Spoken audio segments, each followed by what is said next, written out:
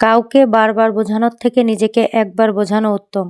কারণ ভালো হয়ে থাকাটা কঠিন কিছু না, কিন্তু অনেক খারাপের মাঝে নিজেকে ভালো করে রাখাটাই খুব কঠিন।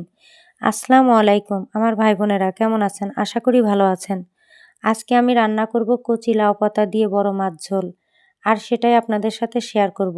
আশা করি সম্পূর্ণ ভিডিওটি দেখে পাশে থাকবেন। প্রথমে লাউ পাতা এবং ডাঁটা কেটে ধুয়ে নিব। শাকটা কতটা টাটকা এবং কচি ছিল দেখেই বুঝতে পারছেন।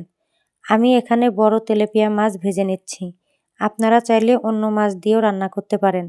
মাছ ভাজা হয়ে গেলে গরম তেলে পেঁয়াজ, কাঁচামরিচ, লবণ দিয়ে নেড়েচেড়ে সামান্য করে আদা, রসুন, জিরা বাটা, সাথে পরিমাণ মতো হলুদ, মরিচের গুঁড়া এবং সামান্য পানি দিয়ে কষিয়ে ধুয়ে রাখা গোটা গোটা লাউ পাতা দিয়ে নেড়েচেড়ে 2 থেকে 3 মিনিট ঢেকে রেখে দিব।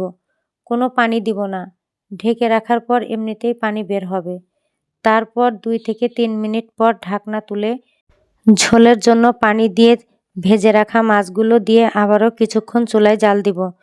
এই রেসিপিটা রান্না করতে বেশি সময় লাগে না, অল্প জালে রান্না হয়ে যায়। যখন ঝোলটা গাঢ় হয়ে আসবে তখন নামিয়ে নিব। এটা রান্না করতে গেলে লাউ পাতার সুন্দর একটা ঘ্রাণ বের হয়, খুব ভালো লাগে আমার। রান্না শেষে একটা পাত্রে ঢেলে নিব। দেখুন লাউ পাতার তরকারির ফাইনাল লুক। তারপর গরম ভাতে পরিবেশন করব। আলহামদুলিল্লাহ, খেতে খুব দারুণ ছিল। তো এই ছিল আমার আজকের রেসিপি। ভিডিওটি ভালো লাগলে অবশ্যই লাইক, কমেন্ট, শেয়ার করে পাশে থাকবেন। সবাই ভালো থাকবেন, সুস্থ থাকবেন। আল্লাহ হাফেজ।